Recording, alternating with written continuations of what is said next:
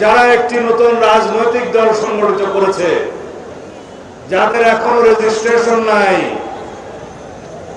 তারা অনেক আবেগ তাড়িত হয়ে অপরিকল্পিতভাবে এমন সব রাজনৈতিক কর্মসূচি দিচ্ছে, সেই রাজনৈতিক কর্মসূচির কারণে আজকে সারা বাংলাদেশ অবলোকন করলো জাতির যারা গণ অভ্যুত্থানের অগ্রসেনানী তাদের উপরে পতিত ফ্যাসিবাদী শক্তি হামলে করছে।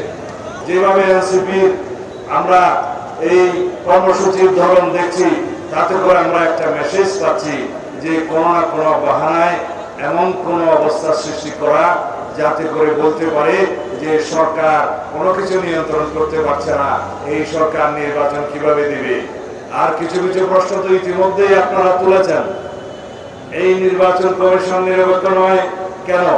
শাপলা প্রতীক না দিলে কি নির্বাচন কমিশনের বিরুদ্ধে অঙ্গুলি তোলা যায়? জাতীয় প্রতীকের মার্কা ছাড়া কি বাংলাদেশে আর কোনো মার্কা ছিল না?